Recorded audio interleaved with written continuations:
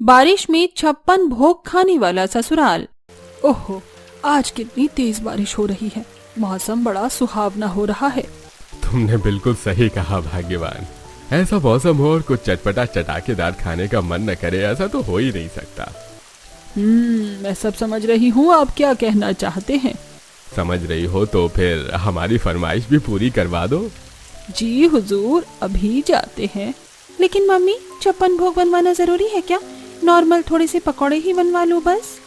अरे बेटा, ऐसा नहीं बोलते, ये हमारे घर की परंपरा है। शुरू से हमारे घर में 56 भोग बनते आए हैं और अभी भी वही बनेंगे। उफ, आप और आपकी परंपरा मुझे कभी समझ नहीं आती। मैं तो चली कॉलेज। विमला आंगन में अपने पति रमेश के साथ बैठकर बारिश को एंजॉय कर रही थी। तब वो रसोई में जाती है जहां दोनों बहुएं बर्तन साफ कर रही थी। अरे बेटा, अभी तक तुम दोनों बर्तन धोने में ही लगी हो। बोल तो ऐसे रही है जैसे हम सुबह से खाली बैठे थे। अरे 56 पकवान बनाए थे सुबह, जैसे छोले भटूरे, नान, गोलगप्पे, समोसे, मिठाई में ढोकला। इतना खाना तो शादी में बनता है, तो उसमें पहाड़ जितने बर्तन साफ करना आसान बात थोड़ी है। अभी थोड़ा समय लगेगा। आप कहिए मम्मी जी, क्या बात है? देखो, बहुत अच्छी बारिश हो रही है, तो तुम दोनों जरा मिलकर अलग अलग तरह के पकौड़े बना लेते, जैसे आलू, गाजर, गोभी, पालक, पनीर, मिर्च, चीज और 10 तरह के पकौड़े बनाने के बाद। क्या 10 तरह के पकौड़े बनाने के बाद भी कुछ बचा है? हाँ, उसके साथ जरा भुट्टा भून लेना और थोड़े से चटपटे मसालेदार पराठे भी बना लेना। पराठों का जिम्मा मैं तुम पर छोड़ती हूँ। उसमें आलू, गोभी, गाजर, प्याज, मूली, पनीर, इन सब के पराठे बना लेना। और साथ ही मीठे में, हाँ, मीठा तो अभी बाकी है। हाँ, मीठे में गुलाब जामुन, रसगुल्ला, रसमलाई, फालूदा, चने दाल की बर्फी, घिया की बर्फी और काजू कतली, ये सब बना देना। बाकी तो तुम्हें पता ही है इसके साथ और क्या क्या होना चाहिए। जी मम्मी जी, बाकी सब मुझे पता है, मैं कर लूंगी। इतना लंबा चौड़ा ऑर्डर देकर विमला वहां से चली जाती है। हे भगवान, मुझे तो लग रहा है मैं पागल हो जाऊंगी। मैं कहाँ ऐसे भुक्कड़ों के ससुराल में आकर फंस गई हूँ। सच में नेहा, हमारी तो किस्मत ही मारी है। अभी सुबह ही इन सब ने पूरे 56 पकवान खाए हैं और अभी तो ठीक से लंच का भी समय नहीं हुआ था। बस बारिश है, इसलिए ये सब खाने का मन हुआ तो ऑर्डर दे दिया। हाँ दीदी, अभी तक तो सुबह के बर्तन भी साफ नहीं हुए हैं और ऊपर से अब इतना ऑर्डर मिल गया। लेकिन क्या ही कर सकते हैं, हमें करना ही होगा। इन्हें तो बात समझ में भी तो नहीं आती है। बेचारी दोनों बहुएं सारे बर्तन साफ करके दोबारा खाना बनाने की तैयारियां शुरू कर देती हैं। इतने सारे आलू छीलने पड़ रहे हैं और इतने सारे प्याज भी। मेरी आंखों से तो आंसू आने लग गए। अभी तो बहुत सारी सब्जियां काटनी है, उफ, फिर आटा भी लगाना है। बाप रे, बहुत काम है। सुबह से इतना काम कर करके मेरी तो कमर टेढ़ी हो गई है। लगता है इतना काम करके किसी दिन दीदी हम पूरे ही टेढ़े हो जाएंगे। दोनों जल्दी जल्दी सारी सब्जियां काटती हैं और बेसन का घोल तैयार करके पहले पकौड़े तैयार करती है। नेहा पकौड़े बना रही थी, तब तेल गरम की कुछ छींटे उसके हाथ पर लग जाती हैं। ओए माँ, मेरी उंगली चल गई। नेहा, तुम ठीक तो हो ना? हाँ दीदी, बस जरा सी उंगली में लग गई है। तुम जल्दी से इस ठंडे पानी में हाथ धो लो, उसके बाद इस पर पेस्ट लगा लेना। हाँ, मैं अभी लगा कर आती हूँ। नेहा उस पर पेस्ट लगाती है और दोबारा अपने काम पर शुरू हो जाती है। दोनों बड़ी मेहनत से पकौड़े, पराठे और सारी मिठाइयाँ बनाकर सबको परोसते हैं। ओहो हो, कितनी अच्छी खुशबू आ रही है। आज तो मजा ही आ जाएगा जब खाने में अलग अलग तरह के पकौड़े, पराठे और इतनी सारी मिठाइयाँ हो तो खाने का मजा ही अलग हो जाता है। बिल्कुल सही कहा। खाने में जब 56 भोग हैं तो खाने का मजा दुगना नहीं बल्कि 56 गुना हो जाता है। हाँ, खाने को देखकर मेरे मुंह में तो पानी आने लगा। चलो शुरू करते हैं, बारिश में इतना बढ़िया खाना खाने को मिल रहा है। सभी खाने पर टूट पड़ते हैं। दोनों बड़े मजे से खाना खा रहे थे, लेकिन वहीं दोनों बहुओं की हालत टाइट हो गई थी। ओहो, मजा आ गया। हमारी सजा करके खुद तो मजा आएगा ही। हमें तो यहाँ पूरे दिन गर्मी में रसोई में बंद रखते हैं, जिससे हमें चक्कर भी आने लगते हैं और खुद बस खाते ही रहते हैं। खाना खाने के बाद, मेरा तो हो गया, चल छोटे, अब काम पर चलते हैं। खाना खाकर रजत और पवन चले जाते हैं। मेरा पेट तो भर गया, अब मुझसे और नहीं खाया जाएगा। हाँ, मेरा भी पेट भर गया है, बस अब और खाने का मन नहीं हो रहा। लेकिन मम्मी जी, अभी तो बहुत खाना बच गया है। पराठे तो यूं के यूं हैं। हाँ बेटा, लेकिन हमारा पेट भी तो भर गया है। हाँ, लेकिन हमने इतनी मेहनत से इतना सारा खाना बनाया और अभी ये सारा खाना वेस्ट हो जाएगा। अब बेटा, वेस्ट होने के डर से हम ज्यादा खाना खाकर अपना पेट तो नहीं फाड़ सकते ना। हमारे पेट में इतनी जगह ही नहीं है, तो भला हम कैसे खा पाएंगे। अब तुम ही देखो बाकी बचे खाने का क्या करना है। हाँ, मैं तो चली बाहर भाई टहलने, जितना खाना खाया है उसे हजम भी तो करना होगा। इतना कहकर दोनों वहां से चले जाते हैं। इन्होंने थाली में कितना सारा खाना छोड़ दिया है। जब इतना खाना खाना ही नहीं था तो बनवाया क्यों है। इनकी माया तो यही जाने, भला एक व्यक्ति इतना सारा खाना कैसे खा सकता है। लेकिन फिर भी इन्हें हमेशा 56 भोग बनवाने हैं, वो भी दिन में तीनों समय अलग अलग तरह के। हाँ भाभी, ये 56 भोग वाला कंसेप्ट तो मुझे भी समझ नहीं आ रहा। इसमें बहुत ज्यादा पैसा और खाने की बर्बादी है। वही ना, इन्हें तो खाने की बिल्कुल बेकदर नहीं है। अब दोनों बहुओं को बचा कुचा खाना गाय और कुत्तों को खिलाना पड़ता है। उसके बाद दोनों रसोई में जाती हैं। लो जी, फिर से कितना सारा ढेर इकट्ठा हो गया है। अभी थोड़ी देर पहले ही हमने इतने सारे बर्तन धोए थे, अब दोबारा धोने होंगे। हमारी जिंदगी में बस यही बचा है, खाना बनाओ और बर्तन धो। लगता है पूरी जिंदगी यूं ही रसोई में बीत जाएगी। दोनों बर्तन धोना शुरू करती हैं। फिर एक दिन, आज भी बहुत अच्छी बारिश हो रही है, क्यों ना आज भी खाने में कुछ बढ़िया सा हो जाए। हाँ, सही कहा आपने। तो चलो बहुओं, शुरू हो जाओ और 56 भोग बना दो। लेकिन मम्मी जी, एक समस्या है, घर का सारा राशन खत्म हो गया है। बस इतनी सी बात है? मुझे लगा पता नहीं क्या हो गया। अरे तो इसमें इतना चिंता करने वाली क्या बात है, जाकर दुकान से राशन ले आ। लेकिन अभी मेरे पास ज्यादा पैसे भी नहीं है। इन्होंने जो घर खर्च के लिए पैसे दिए थे वो सारे पैसे पिछले हफ्ते के राशन लाने में खत्म हो गए थे। अरे कोई बात नहीं, बिट्टू हमारा जानकार है। पूरे मोहल्ले में से सबसे ज्यादा राशन उसकी दुकान से हमारे यहाँ ही आता है। अभी उधार लिया, बाद में पैसे दे देंगे। ठीक है मामी जी, चलो नेहा तुम भी मेरे साथ चलो। दोनों छाता लेकर बाहर जाती हैं। इतनी तेज बारिश में हम ही तो ऑर्डर दे दिया। एक तो अभी जाकर सामान भी लाना होगा और फिर 56 भोग की तैयारी भी करनी है। सब कुछ हमें ही करना है। हम क्या ही कर सकते हैं, बस इनका ऑर्डर ही मान सकते हैं। दोनों बारिश में भीगते हुए दुकान पर पहुंचती हैं। अरे भाभी जी, बताइए क्या लेना है आपको। भैया, इस लिस्ट में जितना भी सामान है सब दे दीजिए। कोई भी सामान 20 किलो से कम नहीं होना चाहिए। इतनी लंबी चौड़ी लिस्ट देखकर दुकानदार भी हैरान हो जाता है। अरे भाभी, ये लिस्ट क्या आपके घर की है? मुझे तो ये पूरे मोहल्ले की लगती है। कहीं आप पूरे मोहल्ले का सामान लेने तो नहीं आ गई? अरे नहीं भैया, ऐसा कुछ नहीं है। आपको पता तो है हमारे घर में कितना राशन लगता है। हाँ हाँ, वो तो मुझे पता है, लेकिन आप तो हर हफ्ते लेकर जाते हैं ना राशन। इस बार आप हमें एक्स्ट्रा ही दे दीजिए, वरना ऐसे हमें बहुत परेशानी होती है।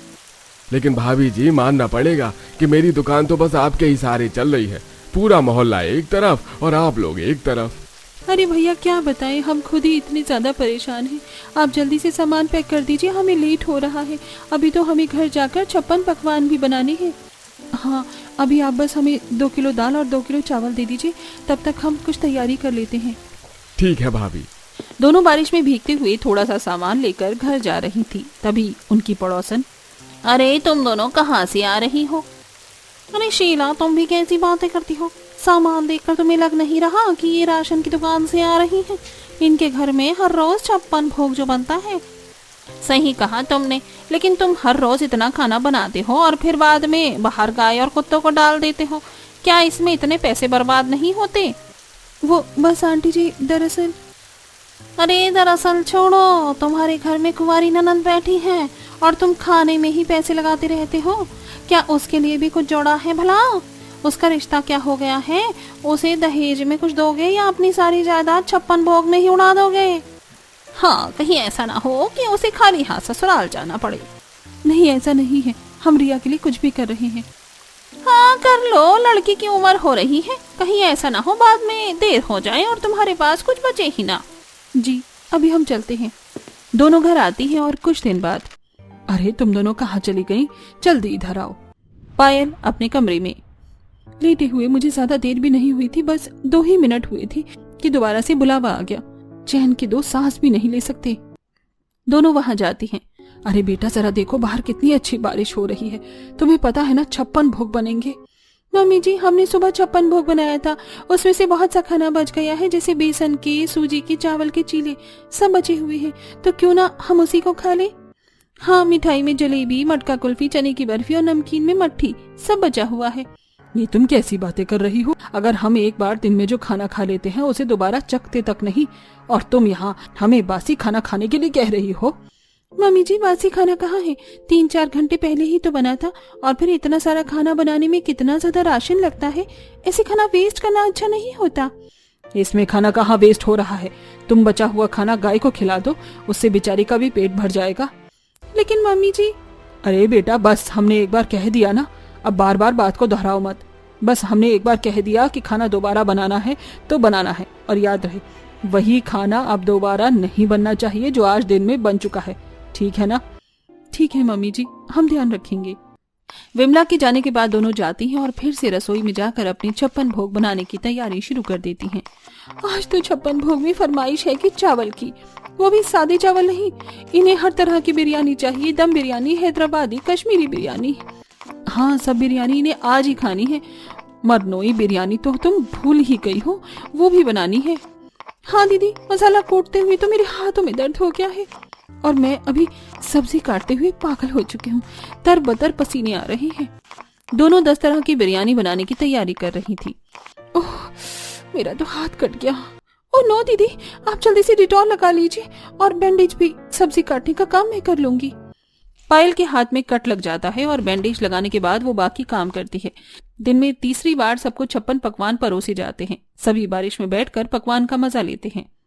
भाई मजा आ गया। 10 तरह के बिरयानी, चावल, मिठाई में आज तो चमचम और जलेबी भी थी। मजा आ गया। हाँ सही कहा जी, मेरा तो मन खुश हो गया। चलो अब बाहर टहलने चलते हैं। दोनों चले जाते हैं और फिर से थाली में बहुत सारा खाना बच जाता है। फिर से कितना सारा खाना बच गया। सही कहा, इतना खाना नहीं वेस्ट करना चाहिए। हाँ भाभी, मुझे भी ये कभी समझ में नहीं आता कि ये सब हमारी बात मानते क्यों नहीं है। अरे तो क्या हो गया? इसमें भला मानने वाला क्या है? इसमें कौन सी बड़ी बात है? अब 56 भोग भी तो चाहिए ना खाने के लिए। और नहीं तो क्या, वरना खाने का मजा ही कहाँ आता है। खाने के साथ साथ हमें और भी बहुत सी चीजों के बारे में सोचना चाहिए, लेकिन हमारे परिवार का ध्यान सिर्फ खाने पर ही है। क्या कभी किसी ने रिया के बारे में सोचा? क्या सोचना है रिया के बारे में? यही कि कुंवारी बहन घर में बैठी है, इसका रिश्ता तय हो गया है, लेकिन क्या इसके लिए कोई सेविंग कर रहा है? हमने मम्मी जी से इस बारे में बात की, लेकिन उन्होंने कहा कि हम सब खुद देख लें। लेकिन हम सब कैसे देखें? सारा पैसे तो राशन लाने में ही खत्म हो जाता है। हमारे पास तो एक फूटी कौड़ी तक नहीं बचती है। अरे आप सब इतनी चिंता क्यों कर रहे हो? समय पर सब ठीक हो जाएगा। अभी शादी में कुछ महीने बाकी हैं। हाँ, हम सब अपने आप देख लेंगे, लेकिन आप बार बार हमारे 56 भोग को कुछ कहा मत कीजिए। इतना कहकर पवन और रजत भी वहाँ से चले जाते हैं।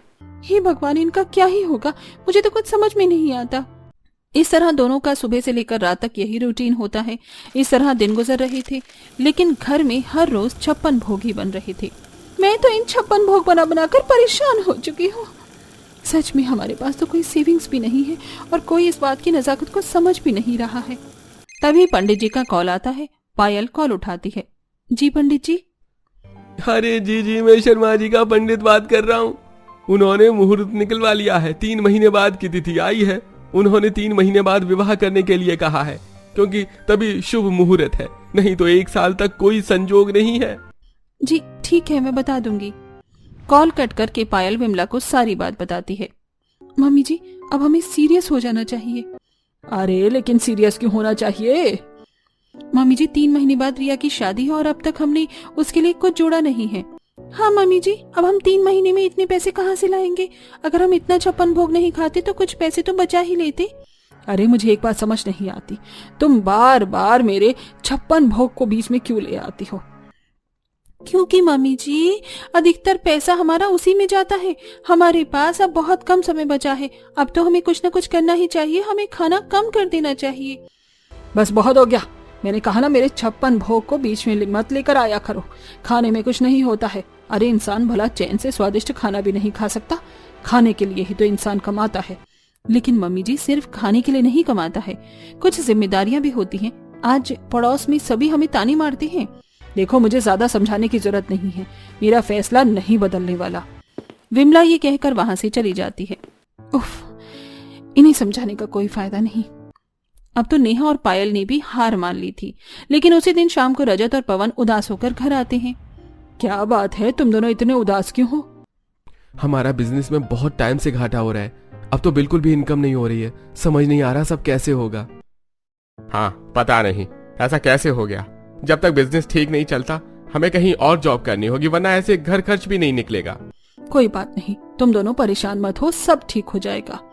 इस तरह पवन और रजत को बिजनेस में घाटा हो रहा था, इसलिए वो कहीं और नौकरी करते हैं, लेकिन उनके घर का बजट पूरी तरह बिगड़ गया था। कुछ दिन बाद जब पायल और नेहा खाने में सूखा दाल चावल परोसती हैं, बहू आज तूने खाने में 56 भोग क्यों नहीं बनाया? मम्मी जी आप सही में अभी भी 56 भोग के बारे में ही बात कर रही हैं? आपको पता है ना हमारे घर के हालात इस समय क्या चल रहे हैं? हाँ मुझे सब पता है, लेकिन तुम खाना तो ज्यादा बना ही सकती हो। लगता है मम्मी जी आपको थोड़ा डिटेल में समझाना होगा। नेहा तुम सारे बिल और फोन लेकर आओ। नेहा फोन में वेस्ट खाने की फोटोज दिखाती है और बिल भी दिखाती है। देखिए हर महीने हमारे घर में कम से कम भी 50,000 का राशन आता था और हर रोज आप इतना खाना बर्बाद कर देती थी। इसमें से कम भी 20-25,000 का राशन तो खराब होता ही था, लेकिन अब हमारे पतियों की तनख्वाह ही मिलकर 40 से 45,000 रुपए है। तो हम इतनी तनख्वाह में 56 भोग कैसे बना सकते हैं? हमें घर का बिजली पानी का बिल ये सब भी तो निकालना होता है।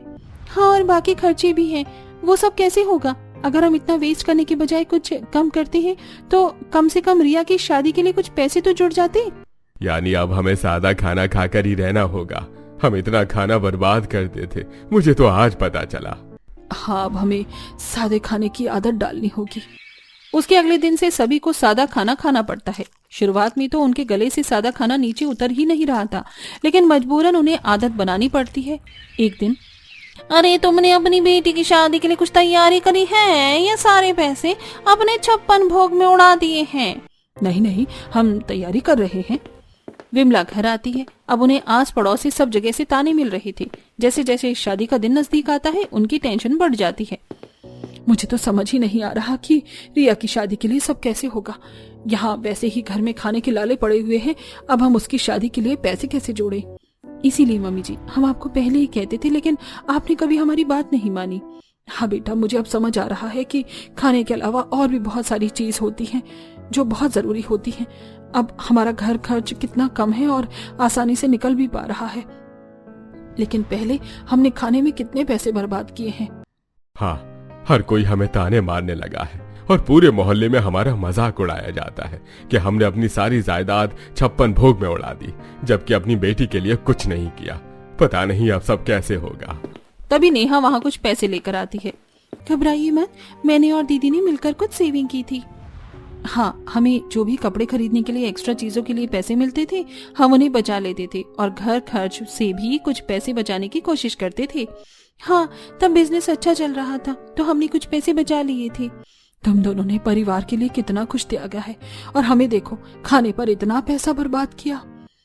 कोई बात नहीं मम्मी जी, बस आधे बाकी पैसों का और जुगाड़ करना है, वो भी हो जाएगा। हमारे गहने रिया के काम आ जाएंगे और बाकी पैसे हम उधार ले लेंगे। ये सब सुनकर उनकी आंखों में आंसू आ जाते हैं। आप दोनों ने परिवार के लिए बहुत कुछ किया है। हमें भी अपनी गलती का एहसास हो गया है, अब हम भी सब ठीक करने की कोशिश करेंगे। इस तरह उन्हें अपनी गलती का एहसास हो जाता है और अब 56 भोग का सिलसिला भी खत्म हो जाता है।